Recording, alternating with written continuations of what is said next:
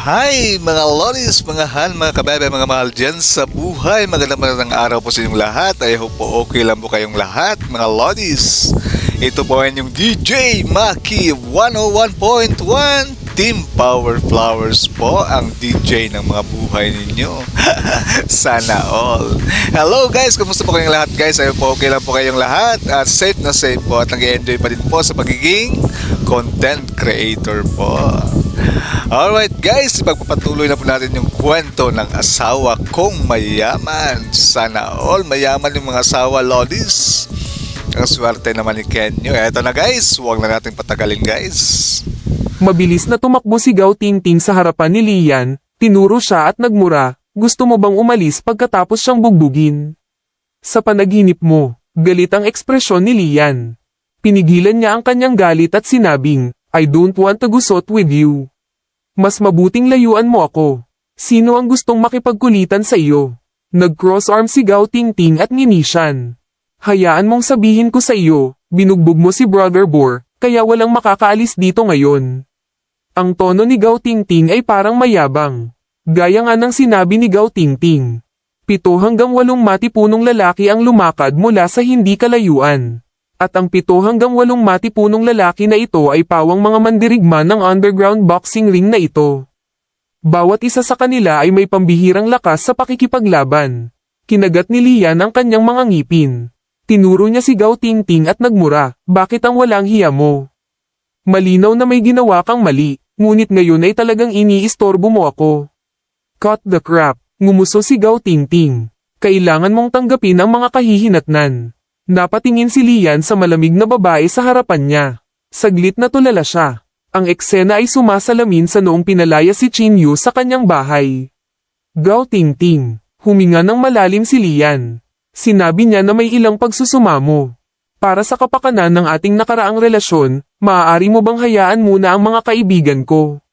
Hayaan mo muna ang mga kaibigan mo. Ngumisi si Gao Tingting. Sige, lumuhod ka at magmakaawa sa akin. Baka maawa ako at hayaan mo na ang mga kaibigan mo, natutuwang sabi ni Gao Tingting habang kinakalikot ang kanyang maikling palda. Natigilan si Lian.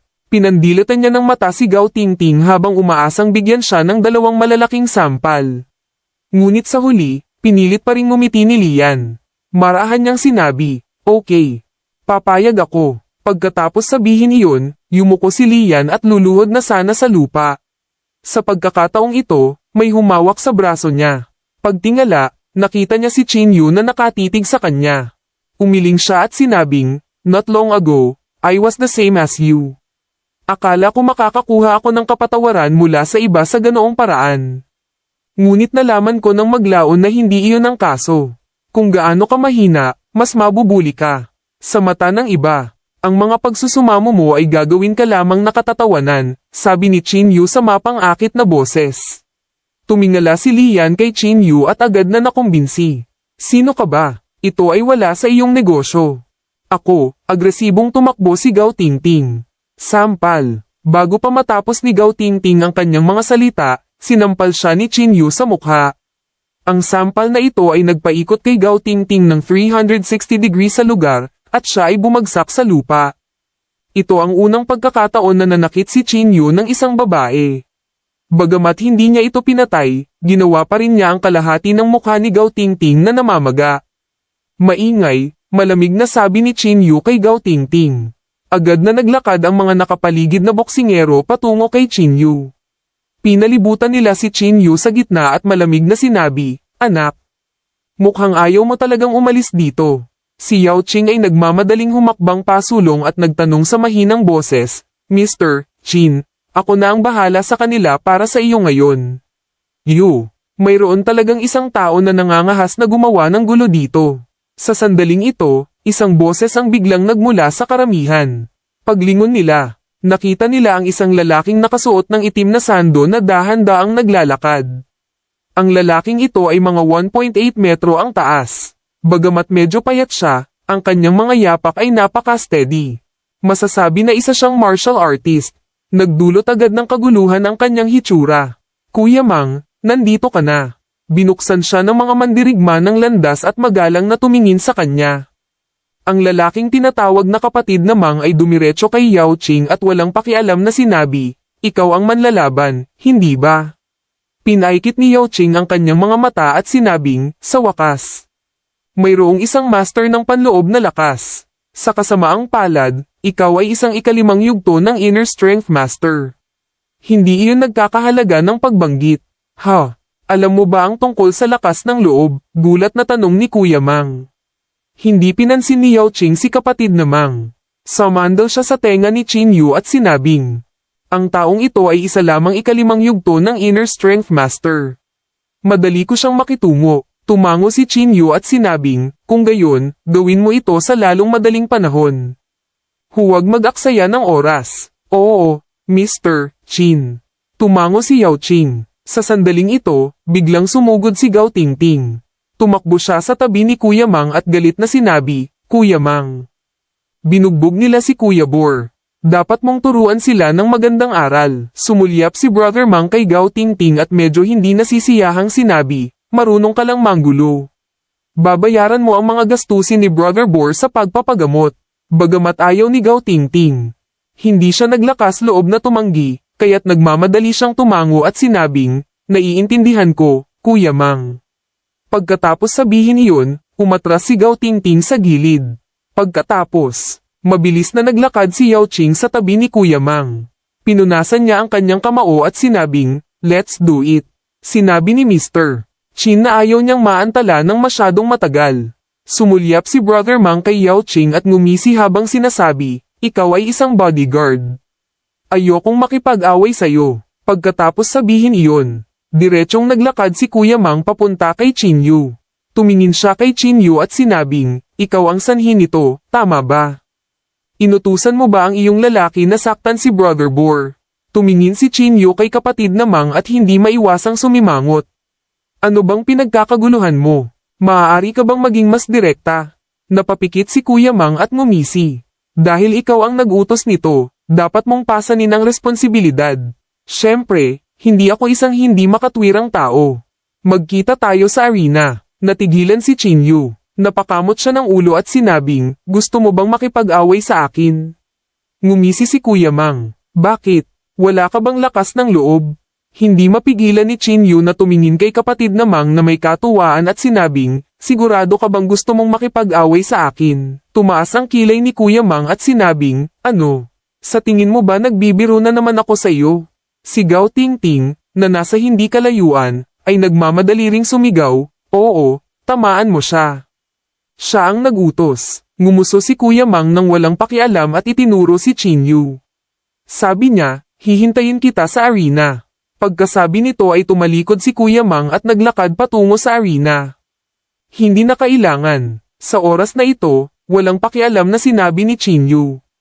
Ilang minuto na lang. Hindi na kailangang pumunta sa ring. Masyadong magulo, sabi ni Qin Yu. Ang isang 5th stage inner strength martial artist ay sadyang walang kwalifikasyon para makipaglaban kay Qin Yu.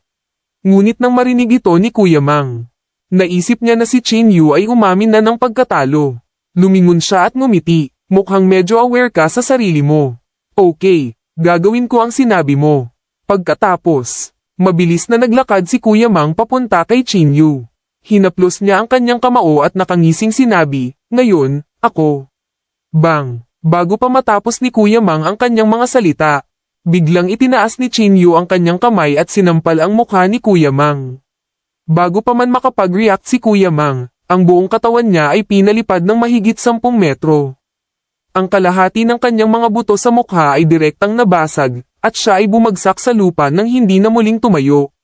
Tahimik ang venue. Walang nang ahas na maniwala sa eksenang ito. Ni hindi nila alam ang nangyari. Iyon lang. Napalunok ng mariin si Lian at gulat na tumingin kay Qin Yu.